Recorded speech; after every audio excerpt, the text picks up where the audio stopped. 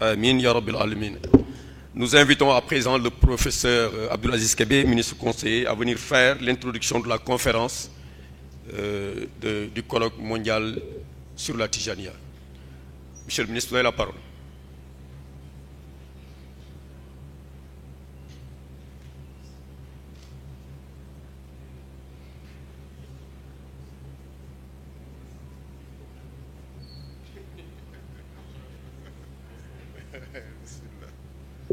Assalamu alaikum wa rahmatullahi wa barakatuh.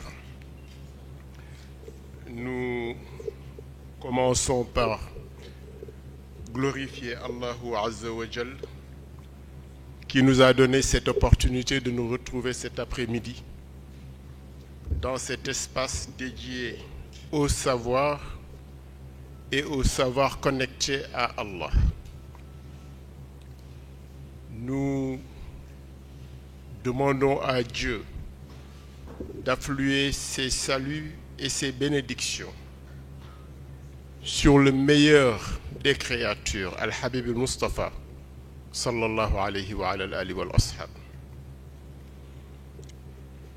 Nous saluons de la manière la plus respectueuse, la plus déférente, Cheikh Macky, notre guide, qui aujourd'hui est venu bénir en tant que porte-flambeau de la Tijaniya, hérité du grand Moudjahid, le disparu de Degembéré, j'ai nommé Al-Hajj Omar al-Foutiyou, radiyallahu ta'ala anhu. Chers, vous avez nos salutations et nous vous prions de transmettre ces salutations au Khalif Thierno Bachir, à Thierno Madani, à Serigne Babacar Sy Mansour, à Serigne Cheikh Tidiane Ba, à Cheikh Mahi Cissé, à Cheikh Mahi Niass. Cheikh Mahi Cissé est un ami proche, mais notre autorité, c'est Cheikh Mahi Niass. Et à tous les guides religieux, particulièrement de la Tijaniya, qui nous ont, disons, instruits de nous retrouver aujourd'hui pour un avenir qui nous concerne tous. Trois choses nous interpellent. Ces trois choses qui nous interpellent, c'est notre patrie, le Sénégal. C'est la religion musulmane, avec notre profession de foi, Ashhadu an la ilaha illallah wa ashhadu anna Muhammadan Rasulullah sallallahu alayhi wa sallam. C'est la tariqa Tijaniya qui est notre itinéraire pour la quête de la vérité, par la vérité, pour la vérité. Ces trois choses qui nous interpellent parce que nous sommes à la quête de quelque chose. Nous sommes à la quête d'une identité. L'humanité, le principe d'humanité qui doit nous habiter pour que nous puissions assumer notre responsabilité de vicaire d'Allahu sur terre. Mes amis qui m'ont honoré pour venir prendre la parole ici, mes amis m'ont rappelé que nous sommes à la quête de cette identité parce que nous sommes à la conquête de l'univers. La conquête de l'univers non pas pour un pouvoir, mais pour une réforme. Le monde change. Et ce changement n'est pas toujours rassurant. Les crises nous assaillent de partout. Les crises climatiques, la crise familiale, donc sociétale, les crises économiques et politiques, les crises scientifiques et éthiques, les crises culturelles et civilisationnelles, tout cela parce que l'homme est malade. Et quand l'homme est malade, tout ce qu'il touche est affecté.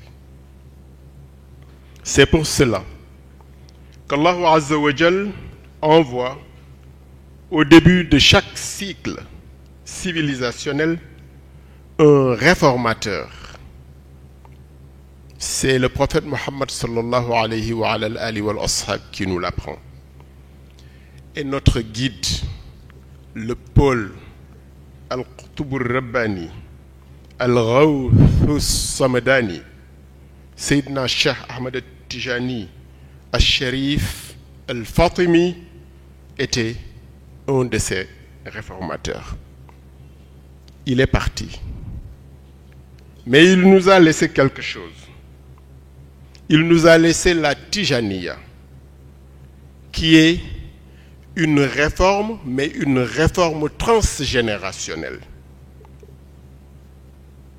Et vous comprendrez alors que depuis le début du siècle, la conscience du temps présent, avec ses défis et des responsabilités à assumer par les humains califes d'Allah que nous sommes, que cela ait entraîné plusieurs structures dans ce pays à réfléchir sur la question. Il y a tout récemment la cellule Zawiya Tijaniya avec Sopnabi qui a organisé une réflexion à Paris sur le même sujet. Il y a quelques années de cela, toujours la Tijaniya à Tivaouane a organisé une réflexion sur cela. À Kaolack, dans d'autres foyers, Thierno Madani, qu'Allah l'assiste, a organisé pendant les journées omariennes une réflexion sur ces mêmes défis. Mais mes amis qui sont dans ce comité ont compris que les réflexions localisées, partielles, parcellaires, ne répondent pas à la question globale. Alors, mus par leur passion, orientés par les directives des autorités religieuses tidjanes de ce pays, unis par la fraternité de la Tijaniya, mes amis ont mis en place ce regroupement qui concerne tout le monde, qui concerne toute la Tijaniya, d'ici et d'ailleurs. Et c'est la raison pour laquelle nous parlons de colloque mondial. D'ici et d'ailleurs, parce que nous sommes tous concernés dans cet élan d'unité et d'universalité. C'est la raison pour laquelle nous avons cet aréopage de personnalités pluridisciplinaires, des hommes et des femmes, parce que ce sont les femmes qui apportent la lumière. Des hommes et des femmes travaillant sur le sujet, mettant en place des instruments, des panels, des commissions pour que le rendez-vous soit couronné de succès par la grâce d'Allah Azza wa Jal.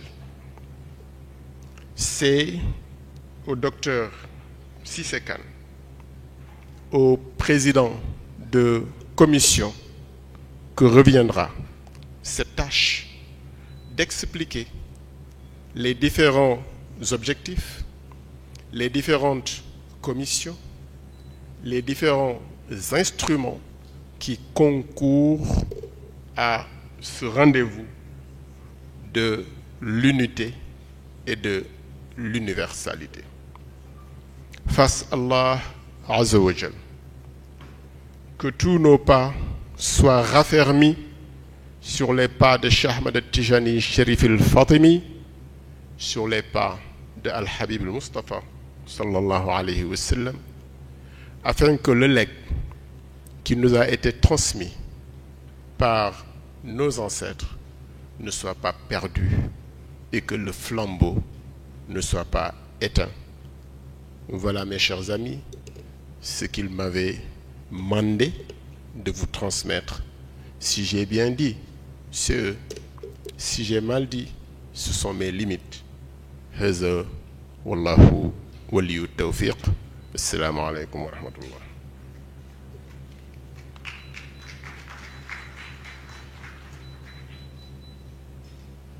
Wa alaykoum salam wa rahmatullahi ta'ala wa barakatuh. Merci, Excellence, Monsieur le Ministre, d'avoir campé si bien le sujet qui nous réunit aujourd'hui. Et ce n'est pas une surprise pour nous, puisque vous êtes bien à votre place. Alors tout à l'heure, j'ai évoqué le nom de M. Momodou Seck au Présidium. Sa place au Présidium s'explique, puisqu'il est le président d'honneur du colloque mondial de la Tijania. Et c'est un monsieur qui a beaucoup contribué pour la réussite de ce colloque-là. Nous le remercions de sa présence et de son humilité, mais aussi de sa grande participation pour cet événement-là. Nous allons à présent introduire le docteur Cissé Kane. Alors, le docteur Cissé Kane, c'est le fondateur de ce colloque mondial de la Tijania.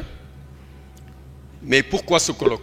Et d'où est-ce que lui est venue l'idée d'organiser ce colloque-là et de le mettre à la disposition du monde entier, puisque la Tijania concerne le monde entier, l'islam soufi aujourd'hui concerne le monde entier et intéresse les grands débats de notre monde contemporain. Pour ce faire, donc, le docteur Cissé Kane va nous présenter les grands objectifs de ce colloque. Docteur, vous avez la parole.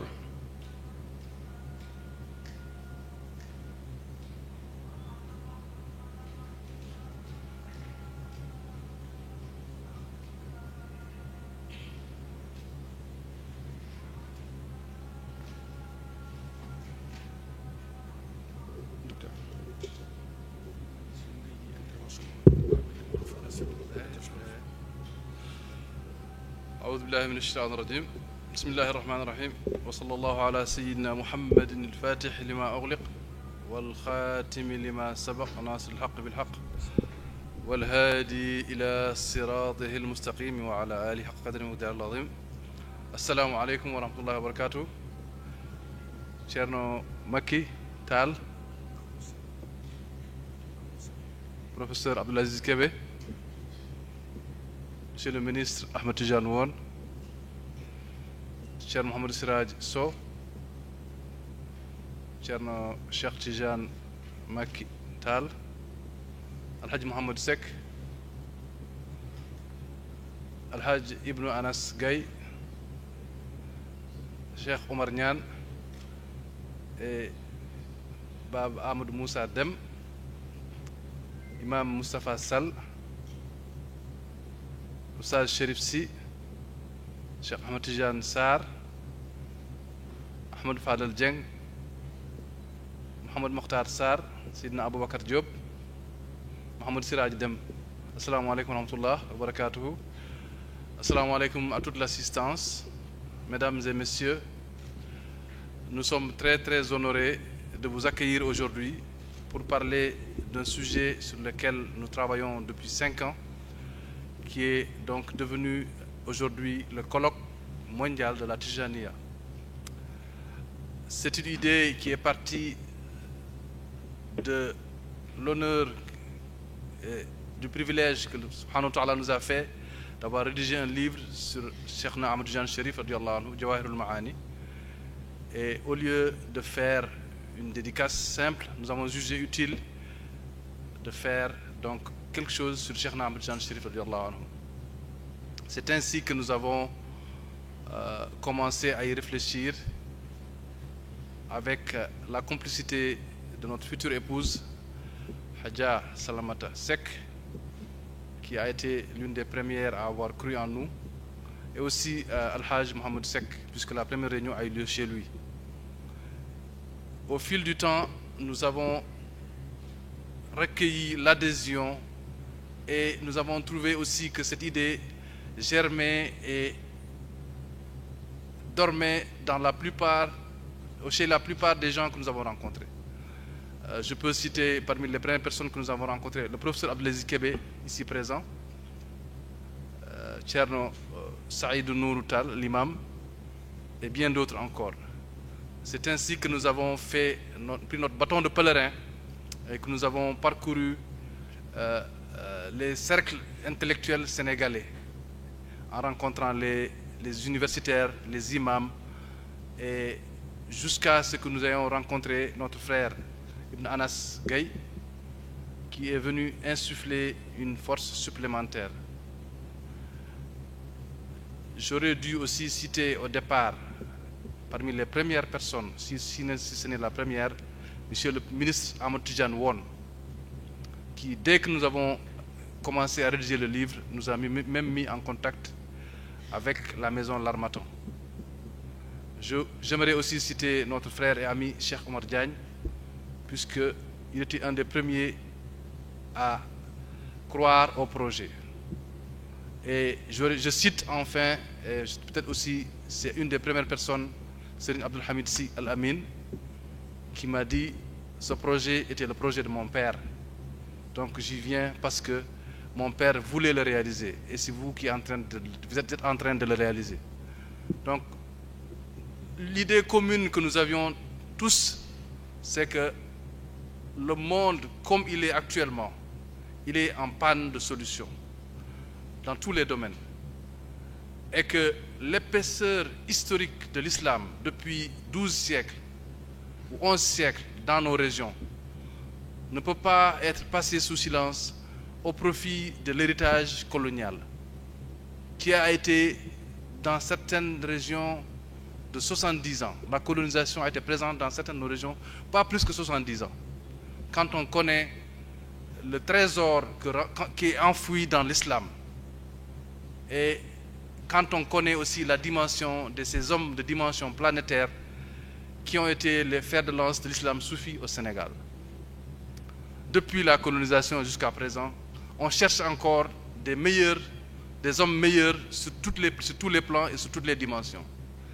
C'est ainsi que, de fil en aiguille, nous avons, à l'initiative de Cheikh Ibn Anas Gaye, qui m'a été recommandé fortement par le professeur Ahmed Tidiane Won, le ministre Ahmed Tidiane Won, mais qui se trouve avoir été d'abord le mari d'une des meilleures amies de mon épouse.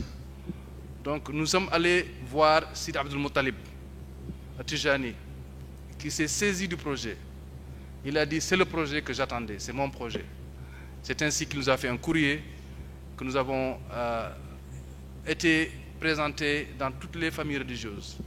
Au moment où je vous parle, nous avons fait plus de 10 000 km à l'intérieur du Sénégal et dans les régions limitrophes. Et nous avons rencontré aussi des khalifes de plus de 15 pays qui venaient au Sénégal régulièrement.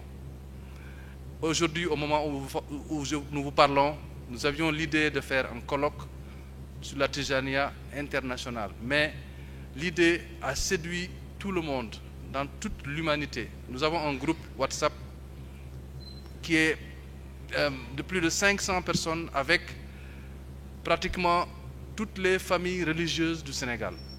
Et au-delà, toutes les familles de la Tijaniya de par le monde, avec plus de 150 universitaires, avec des imams, avec des érudits. Et c'est avec tout ce monde-là que nous avons écrit les termes de référence.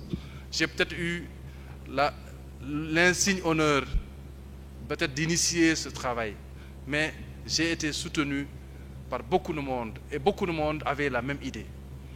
Donc je rends grâce à Allah subhanahu wa ta'ala que ce soit une grâce divine qui s'imposait.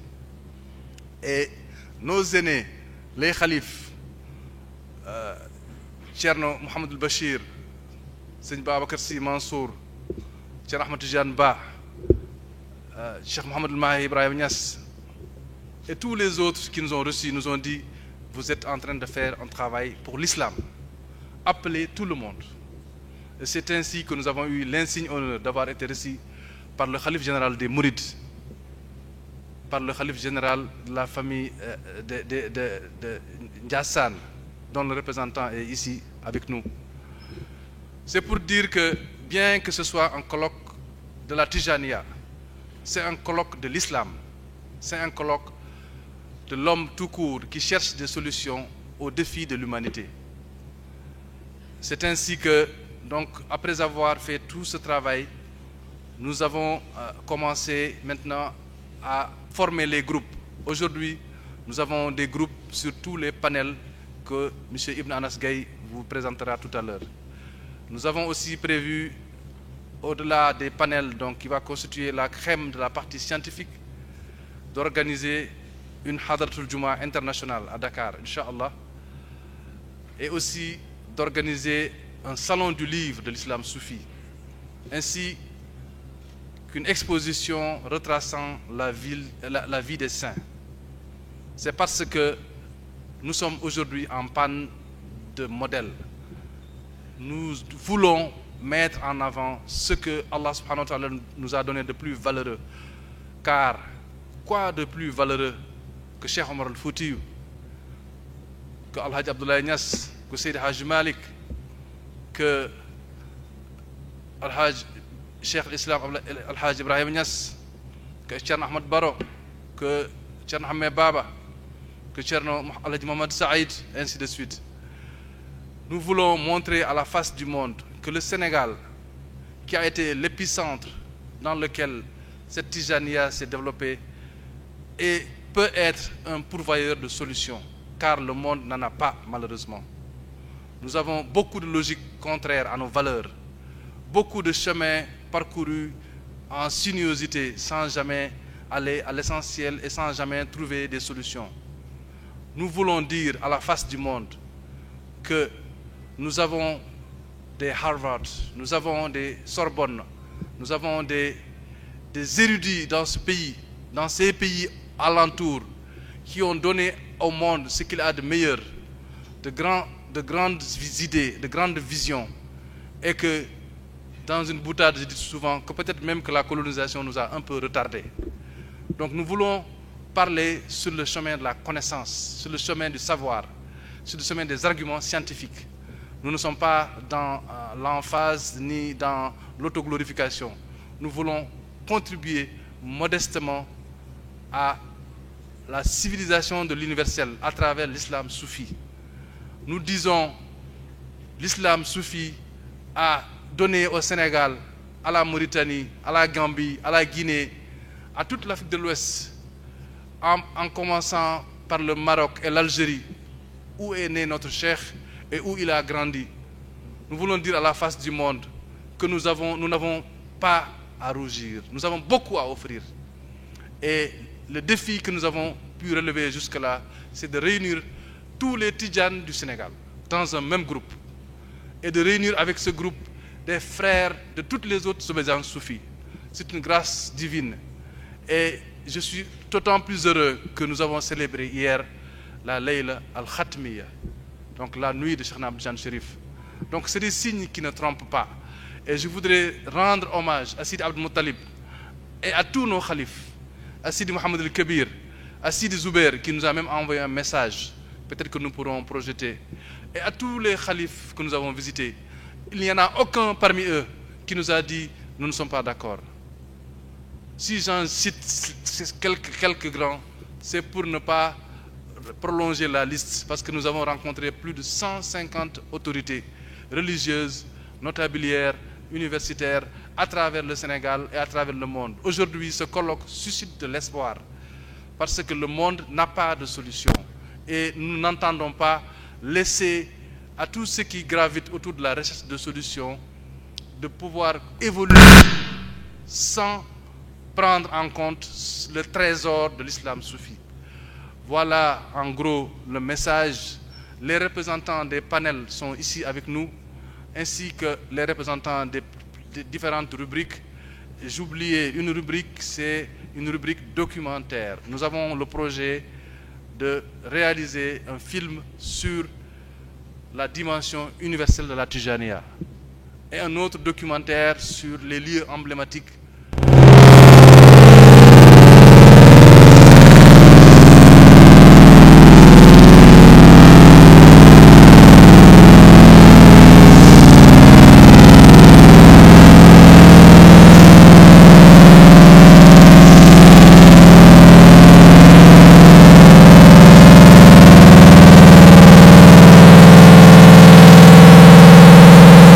Premier à ouvrir sa maison pour pouvoir accueillir la première réunion. Et je vous ai dit tout à l'heure, nous avons fait 10 000 kilomètres. Il a mis à notre disposition un véhicule et de l'essence et un chauffeur pour nous transporter à travers le Sénégal, pour aller sensibiliser. Je ne vais pas m'étaler sur tout ce qu'il a fait, mais j'aimerais le citer en exemple pour appeler le secteur privé, pour appeler les hommes d'affaires, pour appeler les hommes des médias à venir autour de ce projet. Nous l'avons cuisiné, nous l'avons assaisonné, nous l'avons épicé, mais c'est un projet qui a lieu au Sénégal. Nous lançons appel aux autorités politiques pour s'en saisir, parce que l'islam soufi, c'est la marque de fabrique du Sénégal. Et l'islam soufi nous a donné nos lettres de noblesse. L'islam soufi fait que le Sénégal aujourd'hui, mun nañu wax ne Sénégal mooy sëriñu àdduna bi. Donc nañu utiliser loolu, nañu ko jëfandikoo ngir jëriñ àdduna bi. Waxuñu fi karaama, waxuñu fi lu njombe, waxuñu fi dañu wax xam-xam. Te Sénégal am na sañ-sañ def loolu ndax góoru yàlla yi juddoo Sénégal, màggee Sénégal, tekki Sénégal te ba léegi gisaguñu ku leen raw ci loolu. boo demee ba am benn sëriñ am 50 millions de talibé xamale lu mu wax ci yàlla la jógee ci xol nit ñi lay jëm. Tijaniya rôle am mooy defar xol nit ñi, mooy dimbale àdduna bi ci ni mu gënee wér ci jàngoro yi nekk ci xolu nit ñi. ñu ngi wax waxu jubal jubanti. Dégg naa ne en 2018 sëñ Babacar Sy Mansour avait déjà parlé de ce concept. Nañu xam ne mënuñu am lu dul suñu diine, ñun diine lañu gëm te réew mi ak ñeneen réew yi yëpp mënuñu dem fenn te ànduñu ak diine. Donc ñu ngi rafetlu kàddu yooyu, waaye ñuy wax naan nañu ñëw ñu waxtaan ndaxte dëkk bi ku ko gis fu mu jaar ci at yi passé xam nañu dafa feebar. Àdduna bi ku gis àdduna bi ni muy demee bay góor ay góor di sëy, jigéen ak jigéen di sëy, xam nañu àdduna bi dafa feebar te du am alal wala am moyen wala am stratégie politique wala am influence mooy yore mbir yi lu ko yore mooy ci yàlla la jógee. Yàlla may nañu ay góoru yàlla yoo xam ne dañu daan saafu wante ak seen Muhammad sallallahu alayhi wa sallam. Amuñu lenn loo xam ne dañu koy jëlee extérieur, parce que fii la ñuy jàngee ci daara yi, ci matt yi, ci guddi. Amuñu courant, amuñu financement, amuñu hôtel, amuñu per diem. Dañuy jàng fii mokkal alxuraan à 7 ans. ñu mokkalee alxuraan à 7 ans nekk à 20 ans ay góor yàlla yoo xam ne commencé di bind ay téere. Cheikh Islam Ibrahima Niass bi muy bind téere bu njëkk mi ngi am 21 ans. Thiara Moussa yi bi muy dem gàddaay dem fale ci Kolda il avait 25 ans. Cheikh Sidi Hadji Malick nee nañu moo fi gën a xam yonent bi sallallahu alayhi wa sallam. Kenn joxu leen bourse fii lañ jàngee mënuñu am lu leen ëpp, waxuma ñeneen ak ñeneen ak ñeneen.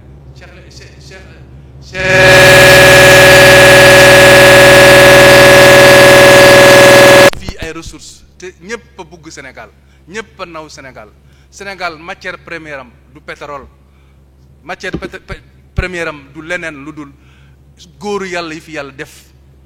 Cheikh Ahmadou Bamba fii la nekkoon ba daaneel Touba.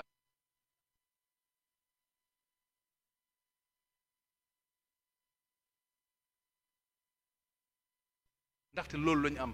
Donc ñu ngi sant yëpp di gërëm ñëpp lu ñu tax a jóg rek mooy àdduna bi nu mu feebaree ñu indi ci ay solution donc ñu ngi ko war a defee incha allah le 13 le 14 le 15 décembre incha allah à Dakar bind nañu autorité yëpp bind nañu président yëpp ñëpp ñu ngi am mbégte ci loolu moo tax ñu ne balaa ñuy def colloque bi nañu def ñëw fii yëgal ko àdduna bi moo tax ñu ngi gërëm ñu ci liggéey ñëpp nag à commencer par le comité préparatoire le comité d'organisation madame la présidente et tous les présidents le président du comité scientifique le coordonnateur scientifique général le président du pôle presse et communication et tous les frères et sœurs toutes les commissions ñuy toppatoo film bi ñëpp ñu ngi mobilisé wu tey macha allah ñu ngi am un corpus un groupe boo xam ne c'est un groupe mondial et c'est une fierté alhamdulilah loolu laa doon am di tënk rek ci wolof ndaxte takkusaan jubu si na di leen gërëm ñeen ñëpp di leen di sant journalistes yi ci seen teewaay di rafetlu seen taxawaay ci colloque bu mel nii ngeen ànd ak ñunu ngeen continuer di ànd ak ñunu di rafetlu aussi présence mboolem autorités yi groupe bi may wax noonu amul benn këru diine bu ci nekkul donc ki fi ñëwul rek dafa am ngant mais vraiment ñu ngi ziyaare ñëpp ñu ngi ziyaar xalifi yëpp di wax naan asalaamaaleykum wa rahmatullahi wa barakatuh.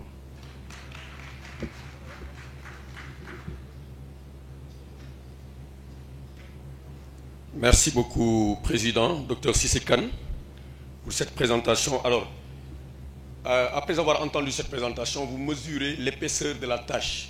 liggéey bi dafa bari maanaam colloque bi dafa laaj loo xam ni xam-xam moo ko ŋànk donc liggéey bi bari na loolu. Alors pour ce faire pour ñu mën ko def nu mucc ayibee pour ñu mën ko liggéey ba ñëpp jot ci le colloque a été divisé en panels en 5 grands panels pour ñu bañ a bàyyi dara sur le bord de la route lépp lu ñu mën a xalaat rek ci affaire u Tijaniya mu ngi ci biir juróomi panel yi. Alors ces 5 panels vont nous être présentés par monsieur Ibnou Gaye qui est le président du comité scientifique et qui a travaillé avec le ministre Amadou Baba Won. Ils ont co-présidé ce comité avec brio et Ibnou va nous présenter ces 5 panels. Monsieur Gaye, vous avez la parole.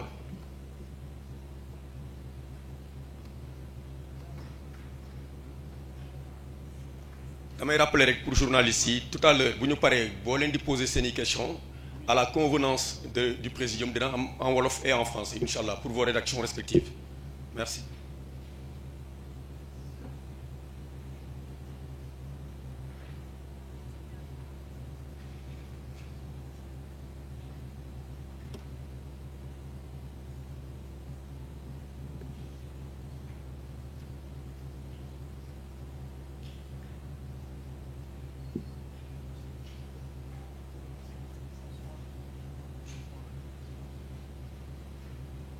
السلام عليكم ورحمة الله.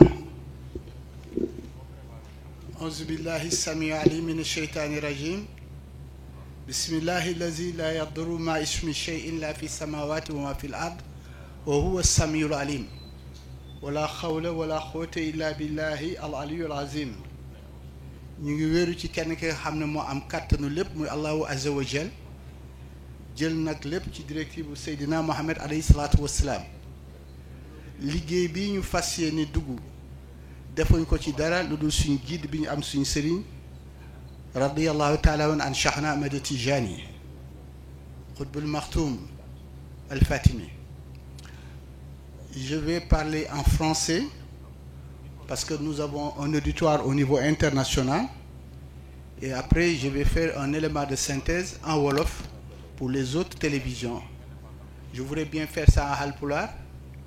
Mais malheureusement, après autant d'années coachées par mon épouse, je ne parle pas halpulaar. Donc, vous me ferez cette concession. Ce que nous allons faire avant tout, c'est de remercier l'Institut islamique qui nous a permis de nous retrouver ici. Je me permets de compléter le président du comité préparatoire de ce colloque et d'exprimer vraiment toute notre reconnaissance à la guidance scientifique que nous avons eue avec le professeur Abdul Aziz Kébé. Professeur, merci encore une fois pour nous avoir permis de mettre les virgules là où on devait les mettre et les 3 points de suspension quand il le fallait. Professeur, merci. Je ne vais pas revenir sur ce que notre jeune frère et ami a eu à faire, d'être inspiré, mais tout ça a été influé par nos épouses, je me permets de le dire, qui sont derrière nous, comme l'a dit tout à l'heure le professeur. Derrière toute lumière qu'on peut avoir, ça ne peut avoir la source que côté des femmes. En tant que musulmans, nous prendrons ça sur notre guide, notre seul et unique, c'est Allah subhanahu wa ta'ala qui nous a mis, Allah azza wa jalla nous a mis Sayyidina Mohammed alayhi salatu wa salam avec Khadija et Aïcha. La place des femmes dans ce que nous faisons a une place prépondérante de ce que nous allons faire. Si vous n'êtes pas nombreuses, comme disent les Wolofs, boo demee sa kër na nga waxtaan ak sa njëgënaay boo yeewoo da nga xam bu baax li ngay wax du dëgg malgré le fait qu'on soit fallo ou autre ngeen baal ma ci wax bi. Le travail scientifique, le président du comité préparatoire l'a dit, il ne s'agit pas ici de parler des bohaba ou des mahtaba ou des grandes choses complexes de notre chair. Nous avons voulu adresser des questions, ou plutôt donner des réponses à des questions qui sont posées à l'humanité. Aujourd'hui, l'humanité, Allah subhanahu wa ta'ala l'a créée à travers Adam et Ève pour qu'on puisse construire une famille. Au centre de la famille, il y a tout. Donc nous allons prendre un premier panel qui va nous parler de notre cher Cheikh Ahmed Tijan, qui est notre source d'inspiration, où nous allons parler de Aqiqa et Tariqa, et après nous parlerons comment nous allons permettre à nos sœurs et à nos fils et frères de pouvoir avoir les meilleures bonnes pratiques pour pouvoir adresser ce monde. Ce sera le premier panel. Ce panel-là est assuré par d'éminents professeurs au niveau mondial. Le président du comité préparatoire l'a dit, nous parlons de mondial parce que les personnes qui vont se retrouver autour de nous, c'est d'éminents professeurs qui sont inscrits à travers le monde, depuis les universités d'Ibadan, de Lagos, d'Accra, de Malaisie, d'Indonésie, l'université Karawin, l'université d'Aïn Madi et des autres universités dans le monde, en Angleterre et autres, qui ont pensé qu'aujourd'hui, de ce qu'ils savent de Cheikh Ahmed Tijan, ils vont pouvoir partager ça avec nous. Mais pas appeler les autres, faudrait-il qu'on pense aux ressources qui sont là sur place. On ne peut pas dépasser Thierno Seydou Nourou, Tal al-Imam et autres, et d'autres éminents savants qui sont dans ce Sénégal pour parler de cette question de la Tijania. Le coordonnateur l'a dit, nous avons des ressources extraordinaires dans ce pays qui est la potentialité scientifique que nous trouvons. Si vous allez au département de lettres, département arabe, vous n'avez que des doctorants et des docteurs qui ne regardent que les questions de religion. C'est à partir de là que nous allons prendre source sur ce que nous avons, les compléter. Sur ce panel, aujourd'hui, on a au moins 40 muqaddam à travers le monde qui se sont inscrits pour venir travailler dans ce colloque. Donc, ils recevront les appels à contribution où chaque professeur ou muqaddam qui veut intervenir sur Cheikh Ahmed Tijan radiyallahu ta'ala, il nous fera un synopsis que nous allons relire pour valider ce que nous allons discuter le jour du colloque. Donc, nous avons 3 mois devant nous où toute la production que nous allons sur ce panel 1, cette production sera consolidée dans un document que nous allons partager avec le monde pour que tous ceux qui veulent savoir quelque chose sur Cheikh Ahmed Tijan, fruit de la réflexion des Sénégalais et des Tijans de l'international, ils pourront trouver ce document. Notre cher ami Cheikh Docteur Cissé, moi je ne sais pas si tu docteur tu soignes ou docteur en géographie ou docteur Tijani, il a déjà négocié avec une firme turque qui va nous faire la consolidation de toute cette production. On a l'habitude de faire des colloques pour colloques, mais cette fois-ci, on voudrait que toute la production intellectuelle qui sortira du colloque des 13, 14, 15, toute personne qui puisse se trouver à travers le monde pourra retrouver ce document. Sachez que nous nous organiserons pendant le colloque à être en ligne pour que des questions puissent être poussées à travers notre site web. Donc, on va travailler avec les technologies. Le panel 2, je vais anticiper pour parler de la famille. On ne peut pas parler de ce monde sans voir comment cette famille est consolidée. Aujourd'hui, nous voyons toutes les menaces que nous avons à travers nos familles. docteur en a parlé, ce qui est hors de notre religion, c'est les mariages dans le même sexe, des enfants qui ne savent pas qui est leur père ou autre, et aujourd'hui des familles qui sont disloquées parce que des autres nous agressent. On voudrait avoir les éléments de résistance, de pensée, pour replacer la femme dans sa famille, pour la gestion de ses enfants qu'Allah subhanahu wa ta'ala lui a donnés. Ces questions seront adressées par d'éminents professeurs comme Fatou Sow, Abdou Salam et d'autres qui vont parler de ces questions, et d'autres femmes et autres réagiront. Quand vous terminez avec la femme, l'enfant qui est là doit bénéficier d'une chose pour pouvoir être quelqu'un dans ce monde. C'est son éducation. Nous avons aujourd'hui un problème dans l'éducation. Nous envoyons tous nos enfants dans les écoles et on est content. Quand l'enfant revient, il commence à danser, il chante. On dit qu'on a réussi l'éducation, alors que ce n'est pas cela. Nous tous, nous ne sommes pas passés par là.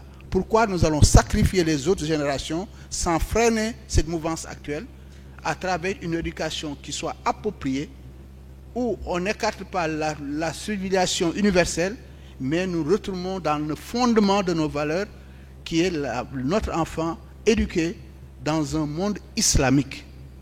C'est pourquoi l'islam soufi va donner une contribution sur ce point, en particulier la Tijaniya. Quand nous aurons quitté l'éducation, il faut que ces enfants soient formés pour être des personnes utiles à leur société. C'est pourquoi, prenons l'exemple même dans les daras, on ne voudrait pas que les enfants sortent des daras pour réciter le Coran, mais être devenus des agresseurs ou autres, mais qui ne peuvent pas assumer le rôle de famille. Donc nous allons penser à ça et nous allons sortir pendant le colloque ce qu'on appelle les bonnes expériences que nous avons au Sénégal. Nous aurons des contributions comme de Thierno Seydou Nourou Tall, de Cheikh Diagne, comment il s'appelle encore, Cheikh Diagne qui est à Sanar. Nous aurons des exemples qui nous viennent de Kaolack, où nous sommes allés une fois dans nos tournées. Nous sommes venus dans une école où on a trouvé 300 enfants qui venaient de différentes nationalités, du Nigeria, du Ghana et autres, qui chantaient, qui récitaient le Coran, mais tout ce que ces enfants mangeaient, ils le cultivaient au niveau du champ de l'école coranique. Ce sont ces choses-là que nous allons sortir. Nous n'avons pas dit que nous allons éliminer tout ce qui est Prodac ou autre, mais nous allons nous inspirer sur des choses où nous allons régler ces questions de valeurs et autres pour les enfants, une bonne éducation, une bonne formation. Maintenant, les valeurs, j'ai glissé pour parler de valeurs. Science sans conscience n'est que ruine de l'âme. Sans les valeurs, jom, ak kersa, ak lenen, ak yar, ak teggin, lepp lu ñu am day yàqu. Donc loolu lañ bëgg inciter te loolu l'islam sant njabootam.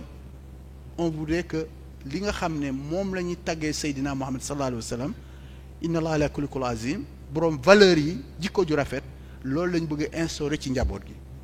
Vous verrez que je glisse du français au wolof au fur et à mesure. Vous me le permettrez. Après ces éléments-là, nous allons passer à une question stratégique pour nous. Les derniers renseignements que nous avons sur les statistiques de ce pays, plus de 60 à 70% sont des jeunes. Qu'est-ce que nous allons faire pour préparer nos jeunes à affronter l'avenir? Ce n'est pas simplement leur offrir des grandes écoles ou autres, mais il faut que ces jeunes-là puissent trouver du travail. Un travail décent qui leur puisse leur permettre de s'assurer comme père de famille, comme nous sommes en train de l'assumer aujourd'hui. Mais à côté de cela, on a une question épineuse, le rôle des femmes dans la tariqa et le rôle des femmes dans notre société. Cette question aussi sera annexée, sera plutôt adressée dans ce panel. On parlera aussi bien du côté des jeunes et du côté des femmes, où on a aujourd'hui de bonnes expériences. Voilà sur quoi je peux résumer sur le panel 2. Sur le panel 3, si aujourd'hui nous sommes en train de mettre ces personnalités derrière et les exposer, c'est parce qu'il y a des sources, c'est les saints que nous avons. Après Cheikh Ahmed Tidiane, nous avons dans ce pays Cheikh Omar Fouti radiallahu ta'ala anhu, qui nous a inspiré, Seydi Hadji Malick, Alhaji Abdallah Niasse, Cheikh Ibrahim, Cheikh Khalifa, et tant d'autres. Et tant d'autres. Si je me mets à citer, je vais me tromper. Mais toutes ces familles, nous devons faire le mémorial de ces saints, montrer aux Sénégalais quelle est l'histoire réelle de ce pays sur le plan religieux et de la tariqa tijaniya. Et à côté, nous allons ouvrir, exposer leurs livres. Nous aurons dans chaque famille, quelqu'un viendra pour parler de sa famille, de la famille de Cheikh Hadji Malick, quelqu'un viendra parler de la famille de Cheikh Omar Foutiyou, ainsi de suite. Et on exposera quelque chose qui est très important, leurs manuscrits, les reliques qu'ils ont laissés ici, pour qu'au lieu d'aller visiter d'autres parts, ce qu'il y a comme visite, aller voir les tableaux Picasso et autres, nous allons regarder des choses qui vont nous inspirer dans notre spiritualité. Nous allons terminer sur ce point avec le mémorial des saints, qui va avoir une grande ouverture. Pendant ce colloque, nous allons faire des expositions sur les livres. Je donne comme exemple, dans la famille, que ce soit chez Ismaël ou chez Omar Foutiou, nous avons, chaque fois que nous avons des conférences ou des ziyaras, nous organisons des expositions qui puissent permettre à tout le monde de venir regarder ce qui se passe au niveau de ces familles et ce que ces leaders ont eu à faire pour nous. Et j'insiste, ce que ces leaders ont eu à faire pour nous, pour qu'on se l'approprie. Et on aura aussi cette partie qui s'ouvre sur un tourisme religieux. Et au-delà de ça, nous sommes en train de réaliser un film qui part de toutes les ziyaras de Cheikh Ahmed Tidiane à travers le monde, du Maroc, de l'Algérie et ailleurs. Quand on dit les ziyaras, c'est jusqu'au Sénégal, où ce film va permettre à tout un chacun de savoir qu'est-ce qui se passe au niveau de la famille Tijania. Si on passe au-delà de cette volet 3, nous aurons maintenant la question qui est là, c'est la question de la paix, de la sécurité et de l'intégration.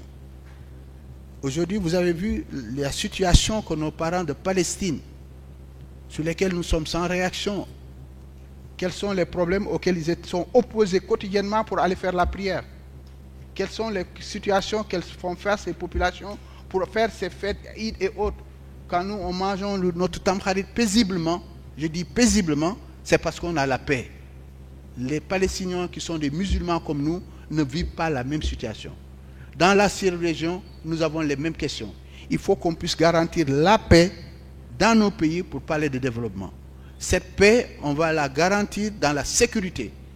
Paix et sécurité, nous aurons des animateurs, des anciens ministres, des anciens généraux qui ont fonctionné dans ces environnements, qui viendront partager avec nous les dures épreuves que ces pays ont eu à faire face et comment il faut faire pour l'éviter. Donc nous regardons ces questions et la question qui est là, nous regardons tous l'actualité, c'est l'intégration africaine. D'autres leaders, depuis Cheikh Anta Diop et autres, nous ont parlé de l'intégration africaine. Aujourd'hui, on est en train de perdre beaucoup de choses. Si vous voyez aujourd'hui, notre région ouest, nous avons une division réelle. Il y a les autres du Sahel et il y a la CEDEAO. Est-ce que vous pouvez différencier un Malien d'un Sénégalais? Moi, je dirais non. Cheikh Omar Foutiou nous a montré cette intégration. Depuis le Soudan jusqu'au Nigeria, on ne peut pas être désintégré. Il faut qu'on travaille à l'intégration. Je fais un clin aux autorités politiques étatiques de ce pays. On a mis en place un ministère des Affaires étrangères et de l'intégration africaine. Si l'Afrique n'est pas intégrée, on ne pourra pas avancer, on ne pourra pas faire des politiques de développement. Voilà les questions qui sont posées sur la question de la paix, de la sécurité et de l'intégration. Nous glissons sur quelque chose que nous vivons tous les jours. Il y a mon ami qui est devant moi qui écoute que je parle de son panel. C'est la question du développement. S'il n'y a pas de développement, on n'a rien. Il faut que la richesse soit créée pour que les gens puissent vivre décemment. Et pour cela, nous allons adresser la première question de l'économie soutenue par une monnaie. La question, Allah subhanahu wa ta'ala a dit dans son Saint-Coran, il y a haram al-riba. Le système que nous vivons, nous musulmans, c'est un système où il n'y a que la corruption. Il y a le riba. Mais pourtant, il existe des alternatives, comme ce que notre collègue répondra sur certaines questions qui seront posées. C'est la question de la finance islamique. Ne soyons pas surpris. Aujourd'hui, dans les plus grandes universités de Londres, de Malaisie et autres, on enseigne la finance islamique. Et on a vu l'exemple, le Sénégal a levé des fonds sur des milliards basés sur le soukous. Aujourd'hui, on a les expériences des waqf. On pensera qu'on nous montre que c'est quelque chose de nouveau, mais il faut aller au niveau du fleuve. Le grand-père de l'un d'entre nous a été le premier à développer ce concept, à donner à des chefs religieux les moyens de développer leur dara, d'avoir une activité économique et d'enlever le fait que les talibés soient en train de tendre la main. Si vous allez à Saint-Louis, au sud, il y a la mosquée Mbimbar. La mosquée vit avec les produits du Waqf. Et même, nous avons été à Touba il y a quelques jours, il y a un institut qui vient de naître, et surtout ce qui se fera sera basé sur le Waqf. Donc voilà les questions économiques que nous allons regarder. Mais aujourd'hui, tout le monde sait qu'il fait trop chaud à Dakar. Qu'est-ce qui a amené ça? Les littorales sont en train d'être mangés par l'eau. Qu'est-ce qui fait ça? C'est le dérèglement climatique. Donc nous ne pouvons pas regarder toutes ces questions sans adresser la question de notre environnement. Voilà les questions qui seront adressées dans ce panel. Et nous avons convié d'éminents professeurs à travers le monde qui vont discuter de ça. Si vous passez dans Dakar, il y a beaucoup de nouvelles qui parlent de Waqf et finances islamiques. L'élément nouveau que nous allons parler, c'est que le tourisme islamique est quelque chose de très important. Vous avez beaucoup de musulmans qui parlent de Cheikh Omar Fouti qui n'ont jamais été à Al-War. Et à l'international, on vous dit c'est quoi Al-War? Si on va aller à Al-War, on n'a pas de réceptacle, on a des initiatives qui sont faites par Seydi Cheikh Mohamed Bachir. Mais ça, c'est des choses qu'il faut étendre. Quand vous allez à Kaolack pendant le Mawlud, il y a des éléments de tourisme religieux qui existent. Les Nigérians vous disent quand nous venons, nous voulons aller à Kaolack, réceptacle et autres, ça pose des problèmes. Et ailleurs, pour que les Sénégalais sachent qu'on a un autre type de tourisme qui est différent du tourisme qui se passe sur la petite côte. Ce sera un autre type de tourisme qui ne va pas dégrader nos valeurs, mais au moins qui permettra aux gens de terminer. Je pense que j'ai accéléré, même je suis à 140 à l'heure. Donc je pense que j'ai couvert le tout pour l'essentiel. Sur les questions des panels, non, j'ai accéléré pour arriver à la fin. Donc maintenant, comme je suis à la fin, je peux rétrograder et décélérer. Je pense que les questions vont fuser et nos autres collègues qui sont dans les panels pourront répondre et me compléter. Je vous remercie infiniment. C'est le noyau dur de ce que notre colloque, c'est le niveau scientifique. Jazakallah khair.